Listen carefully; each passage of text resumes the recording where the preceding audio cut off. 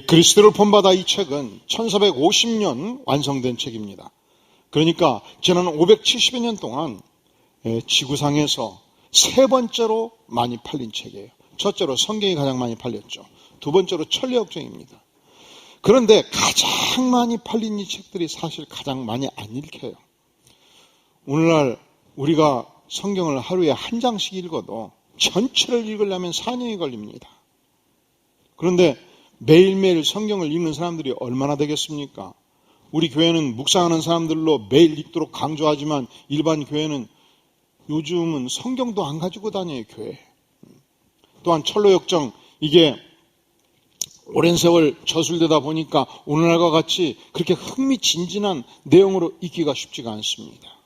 그리고 그리스도를 본받아 이 책은 깊은 묵상 속에서 농축된 단상들, 묵상을 모아놓은 책입니다. 그러니까 우리가 소설 읽듯이 읽을 수 있는 책이 아니에요. 매일매일 깊이 묵상하며 읽을 수 있는 책입니다. 그런데 이런 묵상의 책이 어떻게 570년을 견디면서 베스트셀러가 되었는가? 이건 저자의 삶과 깊은 연관이 있습니다. 저자 토마스 아켄피스는 1380년도 독일 düsseldorf 근처에 있는 캠펜에서 출생을 했습니다. 20살 때 형이 원장으로 있는 쯔볼레 근처에 성 아그네스 수도원에 입문하게 되었습니다. 그는 6년 동안 성경을 연구하고 수도사로서 온전히 정진함으로 드디어 정식 수련사가 되었고 13년 만에 사제의 서품을 받았습니다. 그날 이후 92세로 세상을 뜰 때까지 그의 전생에는 예수 그리스도의 생애를 묵상하고 예수 그리스도의 말씀을 연구하고 예수 그리스도의 말씀을 가르치는 이 수도원 생활에 평생을 전념했던 사람입니다. 그러니까 그의 인생이 우리와 같이 풍부한 세상 경험을 가진 인생이 아닙니다. 그가 세상의 직업적인 영역에서 10년, 20년 종사한 인생은 아니에요. 그는 태어나서 마지막 인생 마감할 때까지 조그만 암자와 같은 수도원에 갇힌 채 평생을 주님을 묵상하며 살면서 그가 엑기스로 남긴 글이 그리스도를 본받아 책이 한 권 된 것입니다. 그와 삶을 같이 나누었던 그의 동료들은 이런 기록들을 남겨요. 그는 온유한 성품을 가졌고 지혜로운 성품을 가진 수도원 내에서 가장 독실한 그리스도인이었다는 것입니다. 그는 평생 동안 수도원 내에 있는 수도사들을 향해서 성경을 교육하고 설교 사역하는데 평생에 헌신했던 인물이라고 알려지고 있습니다. 그리고 마지막 세상 뜰 때에도 수도원 연대기를 기록하면서 펜을 붙들고 인생을 마감한 인물입니다. 여러분, 이 땅에 존재하는 모든 책들은 사실은 저자의 생각, 저자의 인격, 저자의 두뇌, 저자의 삶 전체를 반영합니다. 일반적으로 중국의 역사를 이야기할 때 사마천의 사기를 빼지 않고는 어떤 역사가도 중국의 역사를 기술할 수가 없습니다. 그렇게 말합니다. 왜 그럴까요? 그는 중국 역사를 기술하는 수많은 역사가들이 있었지만 사마천 시대 최초로 정사가 무엇인가, 정의가 무엇인가의 관점에서 과거의 역사 그리고 그 시대의 역사를 평가하기 시작했습니다. 여러분, 모든 역사는, 모든 정치 세력은 절대 선이 없고 절대 악이 없어요. 그러니까 오늘날 우리가 한국의 현대사를 평가할 때 이승만 대통령은 굉장히 국가를, 자유민주국가를 형성하는데 기여한 부분이 있고 독재 권력을 행사함으로써 어두운 부분이 있어요. 박정희 대통령도 이 산업화 건설하는데 엄청나게 기여한 부분이 있고 강력한 독재를 펼침으로써 어두운 그늘이 있어요. 그리고 최근세사에서 존재했던 그 많은 대통령들, 그리고 현존하는 대통령까지 이 성경의 기준으로 볼 때 잘한 부분이 있고 어두운 부분이 있는 거예요.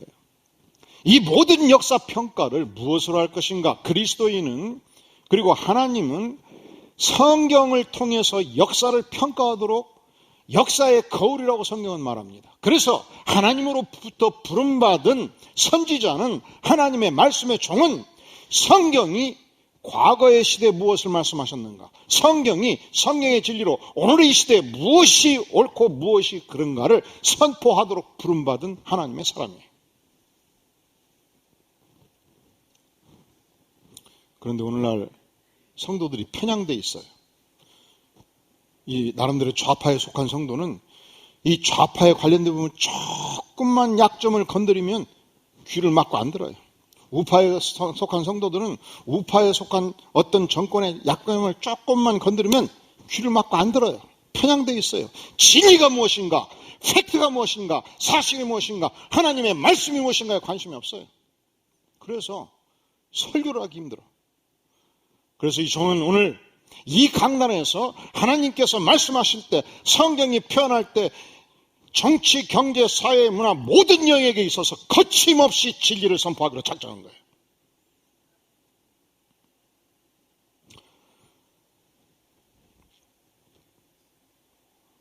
이사야 선지자는 그 시대의 왕을 향해서 무엇이 잘못되었는가 하나님의 말씀으로 선포하다가 체포되었어요. 그리고 전신을 톱으로 켜가지고 순교했어요. 사마천이 그러했습니다. 도무지 정권을 담당한 왕이 견딜 수가 없었던 거예요. 저를 체포하라, 사형을 언도하라, 그리고 가장 수치로서는 궁형을 선택하도록 하라 그랬어요. 이 궁형이 뭐냐면 남성 생식기 전체를 없애버리는 거예요. 이것은 문별 있는 집안에서는 죽음을 택하지 궁형을 택하지 않았어요. 그만큼 수치를 감당하기가 힘들었기 때문에. 그래서 사마천도 죽기로 작정했어요. 사형을 집행하시오. 그날 밤 아버지가 찾아왔습니다. 아들 발 앞에 엎드렸습니다. 눈물로 호소합니다. 아들아, 너는 이미 오늘 죽었다. 아들아, 그런데 역시 문벌 있는 집안이었 만큼 아버지도 역사를 보는 눈이 있었어요. 너가 지금까지 기도한 역사관이 정의의 관점에서 과거의 역사를 평가하고 오늘의 역사를 평가하는 이 시선이 조금도 잘못되어 있지 않다. 너가 만약에 지금 죽으면 미래의 역사는 없다. 그런 거로 너는 반드시 살아남아라. 그리고 너에게는 역사평가의 기술을 해야 되는 사명이 있기 때문에 절대로 죽으면 안 된다. 너는 사명인으로서 사명을 수행하라. 밤새 눈물로 호소를 해요. 아들을 둔 부모는 알아요. 이 호소가, 첫째는 내 아들이 너무 소중하기 때문에 수치를 극복하고 살아남는 것이 중요했죠. 그리고 두 번째로, 아들을 알았던 아버지는 아들이 가지고 있는 역사를 보는 이 시선이 너무도 중요했기 때문에 어떤 수치를 극복하고라도 살 것을 권면한 것입니다. 그는 살아남았습니다. 나머지 평생의 세계를 정사를 기술하는 데 바쳤습니다. 그리고 오랜 세월을 견디면서 중국 역사를 성찰할 때, 평가할 때, 기술할 때 반드시 곁에 둬야 되는 위대한 서적으로 남은 것입니다. 모든 서적은 저자의 인격과 실력과 삶의 반영이에요. 그런데 오늘 우리가 드디어 앞으로 20주 동안 이 야고보서를 함께 나눌 때 우리가 야고보서의 저자를 모르고서 어떻게 이 말씀을 깊이 알 수가 있겠습니까? 성경에서 등장하는 야고보의 인물은 세 사람입니다. 크게. 첫째로 예수님의 제자 야고보가 둘이 있어요. 하나는 세베대 아들 야고보. 세베대 아들이 예수님의 제자가 둘이 있습니다. 보통 우리가 12제자하고 그 중에서 가장 특출난 3명의 제자하면은 베드로, 야고보, 요한이라고 말하죠. 그 야고보와 요한이 세베대의 아들이었습니다. 세베대는 거대한 선박을 가졌던 부유한 집안이었습니다. 그런데 이 아들들은, 특히 야고보는 굉장히 성정이 불같았어요. 그래서 예수님이, 여러분 살다 보면 그런 분들이 있죠. 그냥 성격이 막 불같아, 막 참지를 못해. 그냥 우리말로 화통을 삶아 먹은 사람, 뭐 그런 분들이 있어요, 없어요? 우리 교회도 있어요, 없어요? 없습니다 라고 주장하고 싶지요.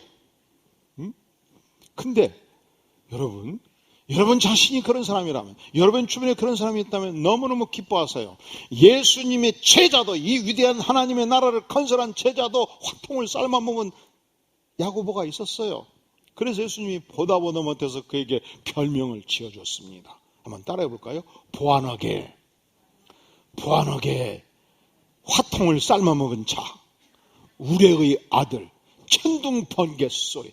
여러분이 근무할 때 그 사람만 없으면 조용하게 일도 잘 됐고, 그리고 침묵을 지켰고 능률이 났습니다. 그 사람이 나타나는 순간 사무실 분위기가 확 바뀝니다. 시끄러집니다. 천둥 번개 소리가 들리기 시작합니다. 그 인물이 바로 야고보였습니다.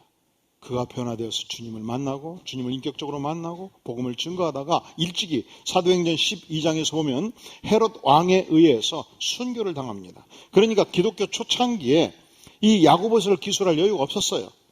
또한 우리가 야고보서 1장 1절에서 보면은 하나님과 주 예수 그리스도의 종 야고보라고 표현할 때 사도였으면 반드시 사도를 표현합니다. 사도가 어떤 특권이기 때문이 아니고 예수님을 직접 만났고 예수님으로부터 직접 말씀을 들었고 훈련을 받았기 때문에 사도의 신분으로 가르치는 것이 너무 중요한 만큼 사도를 밝히게 돼 있어요.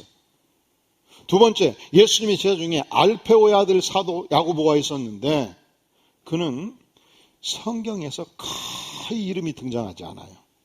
사도행전 1장 13절에 120문도 기도시 함께 있었다는 기록 외에 거의 없어요. 이것은 우리에게 큰 위로가 됩니다. 여러분, 우리가 예수님을 믿을 때 반드시 앞장서서 무슨 위대한 일을 해야 하나님께서 인정하는 게 아니에요. 어떤 위대한 사역이 진행될 때에 간절히 그 사역을 위해서 기도하는 분들, 그 사역을 이름도 없이 빛도 없이 뒷받침하는 분들, 이런 인생도 하나님의 나라에서는 너무너무 소중한 것입니다. 알페오와 아들이 그런 인물이었습니다. 그런데 그도 사도였던 만큼 야고보서의 저자로 인정되지 못하고 있습니다. 세 번째 인물, 예수님의 동생 사도가 있습니다. 야고보가 있습니다. 우리 예수님께서 복음 사역을 전개하다가 고향 땅에 돌아오셨습니다. 안식일에 회당에 들어가셔서 말씀을 증거했습니다. 깜짝 놀랐습니다. 이것은 하늘의 음성이었고 하나님의 메시지였습니다. 어떻게 이 갈릴리에서 난 인물이 우리 동네 사람이 이렇게 위대한 말씀을 증거하는가? 어떻게 많은 병자들을 치유하는 능력을 가졌는가? 그가 과연 목수의 아들 맞느냐 하면서 그의 형제들은 야고보, 요셉, 시몬, 유다라 하지 않느냐? 그렇게 참여했던 자들이 지목합니다. 그러니까 야고보는 예수님의 친동생이었습니다. 그리고 이 야고보는 요한복음 7장에서 보면은 예수님이 가지고 있는 실제적인 능력에 대해서 굉장히 크게 주목을 했던 사람입니다. 그 형제들이, 예수님의 형제들이, 야고보를 포함한 형제들이 예수께 이르되 당신이 행하는 일을 제자들도 보게 여기를 떠나 유대로 가소서. 유대의 중심과 베들레헴이었습니다. 예루살렘이었습니다. 예수님이 시골 구석에서 능력을 발휘할 것이 아니고, 시골 구석에서 병자들을 고칠 것이 아니고, 시골 구석에서 설교할 것이 아니고, 팔레스틴의 가장 중요한 중심 도시 유다의 예루살렘에 가서 그러면 수만의 세력들을 모을 수 있고 군사력을 훈련시킬 수 있고, 그래서 이 식민지 백성들을 해방시키는, 그래서 새로운 나라를 건설하고 왕권을 건설할 것을 간절히 권면한 거예요. 요한복음 7장 4절에 보면 스스로 나타나기를 구하면서 묻혀서 일하는 사람이 없나니 이 일을 행하려거든, 이 위대한 왕권을 행하려거든 자신을 세상에 나타내소서. 숨어있지 말고 이 능력을 나타내라고 야고보와 형제들은 간절히 진언을 형님하게 한 것입니다. 그런데 이런 모습을 보면서, 그러니까 야고보, 동생 야고보는 알았죠. 예수님이 굉장한 능력을 가진 걸 알았어요. 예수님이 선풍적인 인기를 가질 수 있다는 걸 알았어요. 예수님이 설교할 때 10,000명, 50,000명, 100,000명의 백성들이 운집한다는 걸 알았어요. 예수님께서 어떤 병자도 고칠 수 있는 굉장한 능력의 인물인 걸 알았어요. 이 정도 인물이면 형님, 시골에 묻혀 있으면 안 되지요. 서울로 가서 능력을 나타내고 권세를 잡아야지요. 그런데 예수님의 능력을 알았던 이 형제들을 향해서 성경은 어떻게 평가하는가? 요한복음 7장 5절은 말씀하기를 이는 그 형제들까지도 예수를 믿지 아니함일러라. 예수를 믿지 아니함일러라. 무엇이 예수를 안 믿는 것입니다. 여러분, 우리가 예수님의 능력을 안다고 해서 예수를 믿는 것이 아닙니다. 예수님께서 병자를 고치는 능력이 있다고 안다고 해서 예수님을 믿는 게 아니에요. 예수님이 세상에 많은 인기를 누릴 수 있는 권세를 가진 분이라고 아는 것으로 예수를 믿는 것이 아닙니다. 야고보는 예수를 믿지 아니했습니다. 야고보는 예수님을 단지 형님, 능력 있는 형님으로 생각하고 있었습니다. 예수님께 십자가에 피 흘려 죽을 때까지 야고보는 예수님을 주님으로 알지 아니했습니다. 예수님께서 온 인류의 죄를 안고 십자가에 죽으시고 사흘 만에 부활하셨을 때 예수님께서 12 제자에게 직접 나타나셨습니다. 부활의 몸으로 나타나셨습니다. 500의 형제에게 일시로 나타나 보이셨습니다. 그리고 고린도전서 15장 5절은 말씀하기를 그 후에 동생 야고보에게 부활한 자신의 몸을 보이셨다고 성경은 말씀합니다. 여러분, 도마가 예수님을 의심했어요. 예수님이 부활하셨단다. 아이 무슨 말이야? 그거 가능하지가 않지. 예수님이 직접 도마에게 나타나셨습니다. 창에 찔린 옆구리를 벌리셨습니다. 너의 손을 너 봐라. 너 보고 아 그렇다. 주님은 죽음을 뚫고 부활하셨다. 부활의 주님이시다. 그렇습니다. 야고보가 나의 형님 예수님이 십자가에 죽은 것을 보았습니다. 더 이상 지상의 사람이 아니었습니다. 영원히 떠났습니다. 예수님은 완전한 시신이었습니다. 그럼에도 불구하고 예수님은 죽음을 뚫고 부활하셔서 동생인 나에게 나타나셨습니다. 예수님은 더 이상 나의 형님으로 멈출 수가 없습니다. 예수님은 창조주십니다. 예수님은 하나님이십니다. 예수님은 구세주십니다. 예수님은 나의 주님이십니다. 그래서 오늘 야고보서 1장 1절은 저자인 자신이 자기를 소개하기를 하나님과 주 예수 그리스도의 종이라고 소개하지 않습니까? 예수님은 내 인생의 주님이십니다. 나는 주인 되신 예수님, 창조주 되신 예수님, 전능하신 하나님이신 예수님께 순종하는 종입니다. 그렇게 고백하였고 그리고 수많은 백성들에게 이 복음을 증거하였고 드디어 그 시대 최고의 가장 중요한 교회, 예루살렘 교회 총의회 의장으로 교회를 이끌어가고 있었던 것입니다. 여러분, 이것은 우리에게 굉장히 중요한 사실이에요. 왜냐하면 동생 야고보는 태어나서부터 형님과 같이 지냈어요. 3살, 5살, 10살, 20살 될 때까지 형님이 어떤 삶을 살았는지 다 알고 있어요. 그런데 더 이상 이제 형님은 나의 형님으로 머물 수 없다고 신앙 고백하고 있습니다. 형님을 깊이 경험하니까 이건 더 이상 형님이 아니고 하나님인 것을 직접 알았습니다. 구세주인 것을 알았습니다. 그리고 남은 성의 전체를 메시아이고 구세주이신 나의 주인이신 하나님이신 예수 그리스도를 위해서 내 생의 전체를 바치는, 예수님이 죽으라면 죽고 예수님이 가라면 가고 예수님께 순교하라면 순교하겠다. 그래서 자신을 예수 그리스도의 총이라 지금 고백하고 있는 것입니다. 2000년 전 예수님께서 십자가에 죽으시고 죽음을 뚫고 부활하신 그 이후 오늘날까지 이 예수 그리스도를 영으로 만난 모든 사람들은 예수 그리스도를 만나고 반드시 전인격적인 변화를 체험합니다. 예수님을 만나고 천국을 경험합니다. 예수님을 만나고 개과천선합니다. 예수님을 만나고 새로운 인물로 바꿔집니다. 오늘날 얼마나 이런 인물이 대한민국의 전 세계에 많이 존재하지 않습니까? 미국의 유명한 여성 전도자로 조이스 마이어 여사가 있습니다. 이분은 미국 전역을 향해서 증거하는 복음 전도자입니다. 18살 될 때까지 놀랍게도 너무너무 슬프게도 친아버지로부터 성폭행을 당해왔습니다.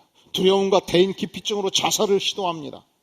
그리고 이 사실을 폭로하면 죽인다고 아버지로부터 협박받으면서 그는 차라리 아버지를 죽여주시옵소서 기도하고 있었습니다. 비참한 인생이었습니다. 수치심과 죄책감으로 죽음을 경험하고 있을 때 우리 예수님께서 그 인생을 찾아가셨습니다. 예수님께서 안아주셨습니다. 예수님께서 너는 이제 자유다. 너는 내 사랑하는 딸이다. 이 예수님을 만나고 그 인생의 최대의 상처가 치유되었습니다. 심지어 아버지를 용서하기까지 했습니다. 그는 이 자유의 복음을, 치유의 복음을, 예수 그리스도의 복음을 미국 전역을 향하여 외치기 시작했고 전 세계를 향해서 외치기 시작했습니다. 때로 나는 상처가 너무 깊어서 예수님도 치료할 수 없어요 라고 말하는 자들을 향해서 자기의 간증을 하면서 내가 치유받았다면 이 땅에서 그 어떤 인생도 치유받지 못한 인생을 없다 간증하고 다닙니다. 그가 간증할 때마다 마지막 마무리하는 말씀이 있습니다. 이사야서 6장 3절의 말씀입니다. 성령의 기름이 부어짐으로 나의 슬픔은 제 대신 화관이 되었습니다. 성령의 기름이 부어짐으로 나의 근심은 찬송이 되었습니다. 성령이 부어짐으로 나는 의의 나무가 되어 하나님의 영광을 선포하는 인생이 되었습니다. 조이스 마이어, 그가 예수님을 만나고 치유되었고 새로운 인생을 살았습니다. 예수님의 동생 야고보, 그가 예수님을 만나고 부활의 주님을 만나고 새로운 인생이 되어서 예수님을 주님이시라고 증거하는 인생으로 바꿔졌습니다. 그렇다면 야고보 선생님은 오늘날 그리고 그 시대 무엇을 위해서 이 서신을 썼으며 우리에게 읽혀지는 하나님의 말씀이 되도록 했을까요? 야고보서 1장 4절에서 보면 인내를 온전히 이루라. 이는 너희로 온전하고 구비하여 조금도 부정함이 없게 하려 함이라. 온전한 인생의 삶이 무엇인가를 보여주기 위해서 이 말씀을 우리에게 주신 것입니다. 야고보서 2장 22절 내가 보거니와 믿음이 그와 함께 행함과 함께 일하고 행함으로 믿음이 어떻게 됐다고요? 믿음이 어떻게 됐다고요? 여러분, 오늘날 어떻게 해야 온전한 믿음의 삶을 살 수 있겠습니까? 온전한 믿음의 삶을 우리에게 보여주기 위해서 야고보 3장 2절은 말씀합니다. 우리가 다 실수가 많으나 만일 말에 실수가 없는 자면 곧 어떤 사람이라고요? 여러분, 우리가 하나님의 백성으로 신앙생활을 할 때 온전한 인격의 사람, 완성된 인격의 사람, 어떻게 그것이 가능한가?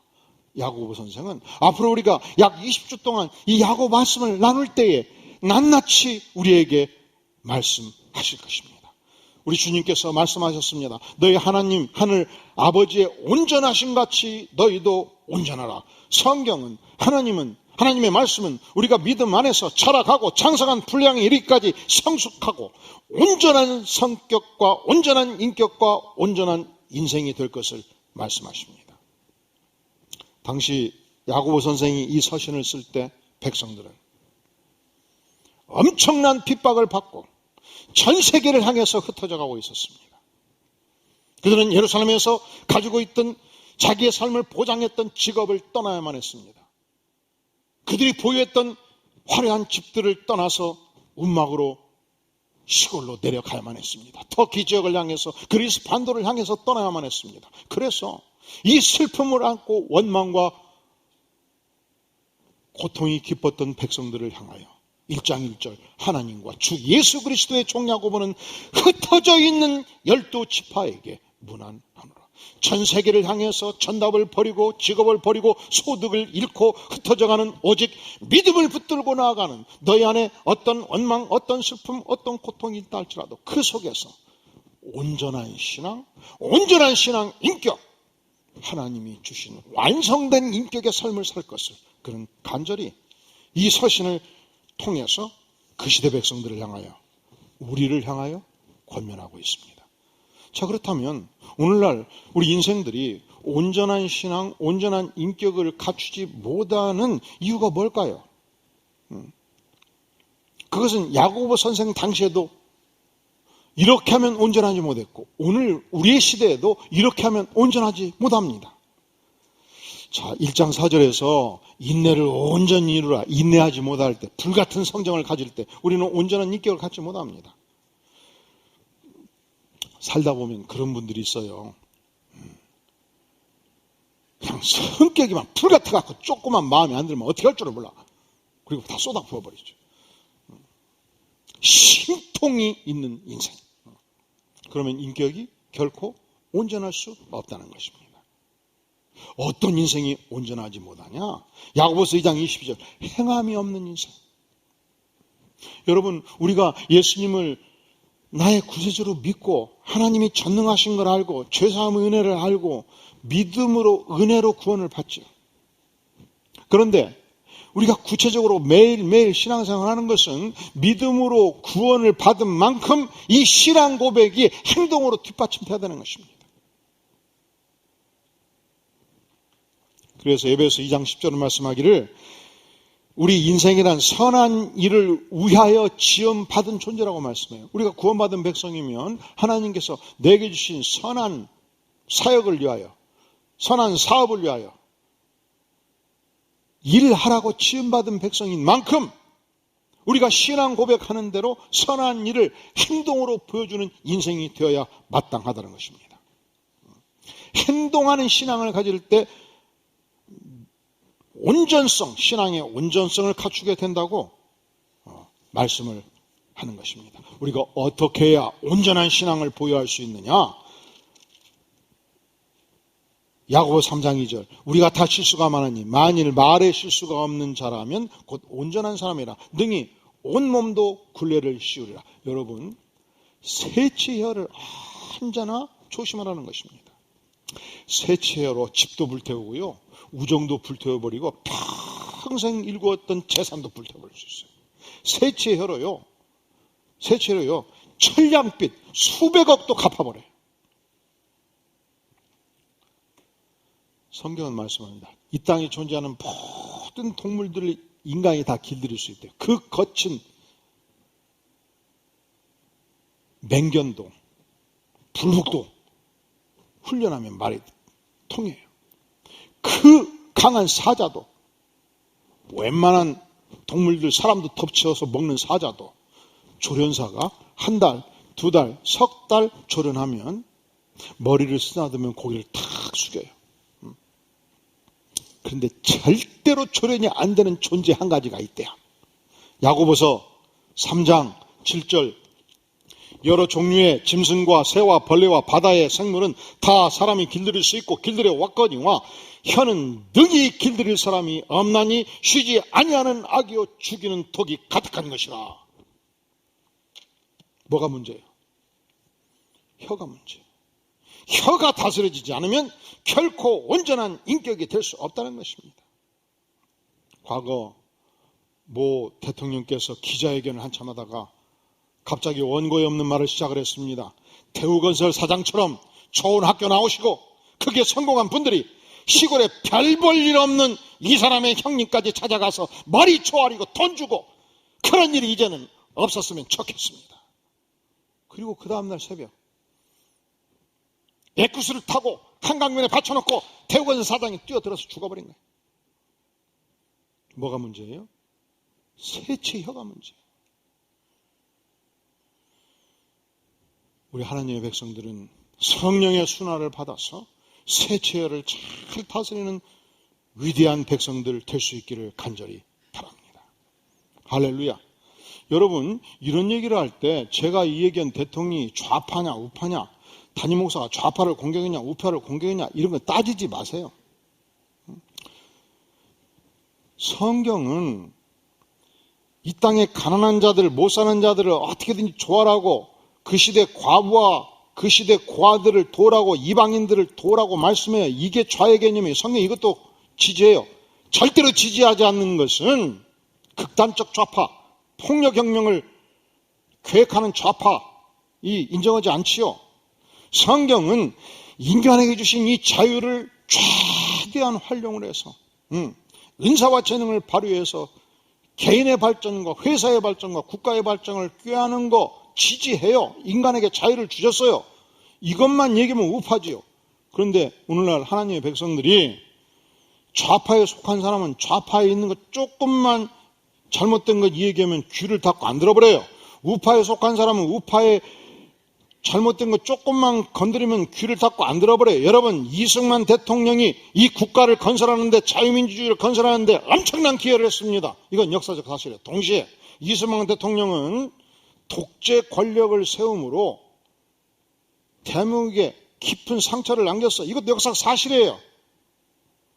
박정희 대통령은 전 국민이 굶주릴 때 3월, 4월이 되면 먹을 것이 없어 거리마다 황달거려서 죽어가는 그 시대에 백성들이 먹고 사는 세상을 만들겠다고 목숨을 걸고 일했던 거, 산업화 사회를 이룬 거 잘한 거예요. 그러나 유신정권을 펼치면서 많은 이 슬픔의 민주인사들이 감옥에 갇히고 고통스럽게 했던 그 부분은 잘못된 것이죠. 동일하게 이 땅에 존재했던 모든 정치 권력들이 현 정권도 잘한 것이 있고 잘못한 것이 있어요. 그것을 무엇이 평가하는가? 성경이 평가하는 거예요. 그리고 역사적 사실은 누구도 지울 수가 없어요. 예수님은 AD 4세기경 이 땅에 탄생하셨습니다. 십자가에 피 흘려 죽으셨습니다. 부활하셨습니다. 성경의 증언을 누구도 부인할 수 없어요. 제가 언젠가 초등학교 시절 얘기했죠. 저는 정읍군 이평면에서 저희 할아버지가 토호였어요. 땅이 엄청나게 많아가지고 사람들이 김공라 씨 땅 안 받고 이평면을 지날 수 없다고 그랬어요. 제가 부잣집 손자로 태어난 것은 제가 선택한 게 아니에요. 그런데 아침마다 제가 어머니한테 빌어요. 어머니 제발 쌀밥 싸지 말고 보리밥 좀 싸달라고, 도시락을. 왜냐하면 60명 중에서 도시락 싸우는 애들이 20명, 30명인데 다 보리밥이야. 그리고 꼭 달걀을 넣어줘요. 그거 넣지 말라고 그래요. 왜 넣으면 내가 학교 가기 전에 먹어야 돼. 왜냐면 학교 가면 둘째 시간 끝나면 없어져. 무슨 말인지 알겠수? 그 시대를 살았던 분들은 알아요. 그리고 어차피 내가 도시락 바꿔 먹거든. 셋째 시간 되면 미군 드럼통 큰 게 있어요. 여기에 옥수수가루 넣고 우유가루 넣고 설탕가루 넣고 물을 부어가지고 강냉이 죽을 끓이는데 그 죽 냄새가 기가 막히다니까. 그러면 앞친구 옆친구한테 야 도시락하고 바꿔 먹자 하면 바꿔줘요. 그렇게 이평 초등학교 애들이 다 그거 먹고 점심 먹고 살았어요. 그리고 봤더니 1953년도 전쟁 끝나고 약 10년에서 15년 동안 대한민국 초등학교 전체를 그렇게 먹여준 거예요. 그 얘기를 듣기 싫다는 거예요. 하지 말라는 거예요. 제가 오늘 또 오잖아요. 이것은 누구도 부정할 수 없는 역사적 사실이에요. 그러면 왜 듣기 싫은가? 이유가 있어요. 왜 듣기 싫은가 이런 얘기들을.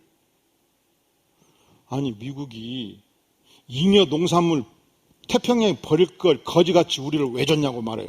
그 시대를 살았던 사람은 절대로 이 얘기를 하면 안 돼. 초등학교 1학년, 3학년, 5학년, 6학년 이런 애들이 어제 밤 굶고 어제 점심 굶고 어제 아침 굶고 아침에 죽 먹고 월요일날 출근해서 학교 와가지고 그거 한 그릇 먹고 사는 거예요. 그렇게 이평 초등학교만 먹인 게 아니에요. 그 시대를 살았던 전국의 초등학교에서 그걸 먹고 지냈어요. 그 태평양에 버릴 걸 왜 줬냐고 말하면 안 된다고. 왜 이 말을 하면 안 되느냐? 여러분 농사 짓고 옥수수 한번 다 훑어보세요. 옥수수 1000개 갖다 놓고 옥수수에서 그냥 먹는 것이 아니고 그 옥수수를 다 훑어봐. 그거 모아가지고 가루 만들어 보세요. 이 돈 엄청나게 드는 거예요.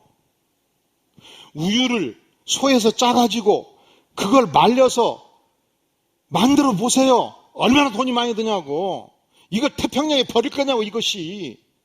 그리고 그냥 버릴 거 줬다고 하자고. 그러면 거대한 선박을 구입해서 기름 넣어가지고 LA에서 부산항까지 와야 되잖아. 이 비용을 누가 되겠어요?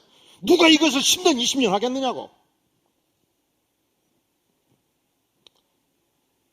대한민국이 오늘날 전 세계 지난 70년 동안 유일하게 단 하나의 나라, 가장 가난한 나라에서 3, 4월이 되면 거리마다 황달로 죽어가던 세계 최극빈 국가에서 10대 선진국으로 발전한 유일한 국가예요. 원조 받는 국가에서 원조하는 국가로 발전한 유일한 나라예요. 얼마나 감사할 일입니까? 그 일을 하는데, 그 일을 이루는데 역군이 되었던 이 시대 70대, 80대 한국의 경제 성장에 목숨을 바쳤던 저분들이 초등학교 때 어떻게 살았냐고, 그거 먹고 살았단 말이지. 그러면 우리가 할 수 있는 역사적 사실에 대한 유일한 고백은 하나님 감사합니다예요. 그게 미국이 됐든지 영국이 됐든지 일본이 됐든지 어느 나라를 통해서든지 한국을 먹여주시면 우리는 그 나라에 감사하단 말 위에 해서는 안 되는 거예요.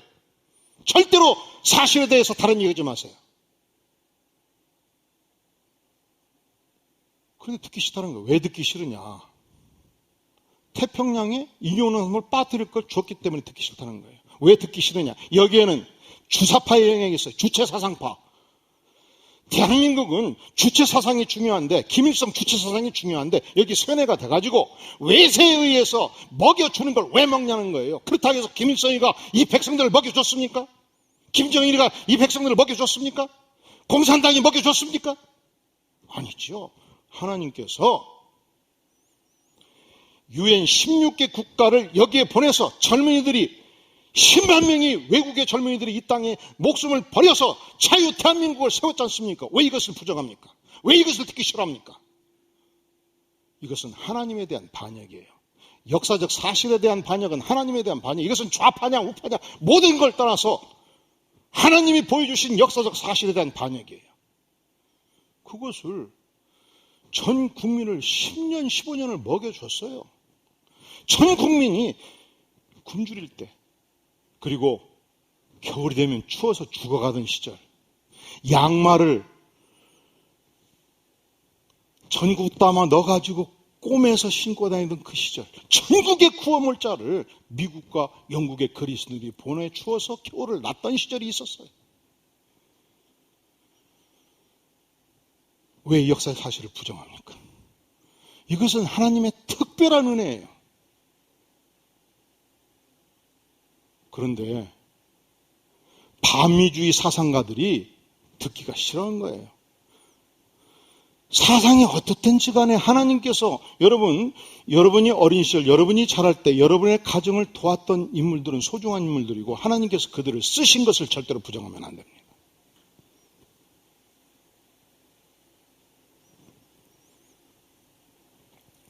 그래서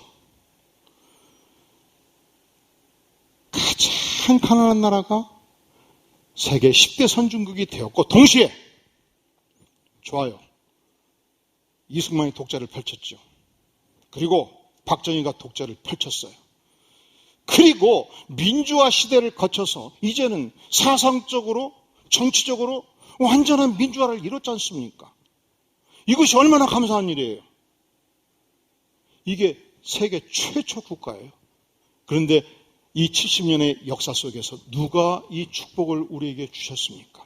전능하신 하나님께서 우리에게 완전한 민주화와 완전한 경제 건설의 축복을 우리에게 주신 것입니다. 누구를 통해서 주셨습니까? 하나님께서 16개 국가를 보내주심으로 주셨고, 배고플 때 북한에서 말하는 철천지 원수 미국을 통해서 우리를 먹여주신 거예요. 그러면 역사 평가를 할 때, 우리가 들을 때 사실을 부정하는 것은 절대로 미래를 보장할 수 없는 사고입니다. 오늘 야고보 선생은 우리에게 어떻게 온전한 인격의 사람, 온전한 믿음의 사람이 될 수 있는가 말씀합니다. 우리의 불같은 성정을 다스림으로 행동하는 신앙인이 되므로 이 세체열을 제어함으로 우리의 욕망을 잘 다스림으로 하나님의 백성으로서 온전한 신앙, 온전한 인격의 사람이 되기를 간절히 원하십니다. 다 함께 머리 숙여 기도하겠습니다. 전능하신 하나님 아버지시여, 우리가 오늘부터 20주 동안 이 야고보서 말씀을 함께 나눌 때 전능하신 하나님, 하나님의 말씀에 철저하게 귀 기울이기를 원하고 이 하나님의 말씀에 온전히 순종하기를 원하고 주님, 주의 말씀 따라 우리의 인생을 건설하고 하나님의 교회를 건설하고 전능하신 아버지시여, 이 나라, 이 국가가 자유 대한민국으로 건설되기를 간절히 원하오니 전능자 하나님, 우리를 불쌍히 여주시옵소서. 예수님의 이름으로 간절히 기도하옵나이다. 아멘.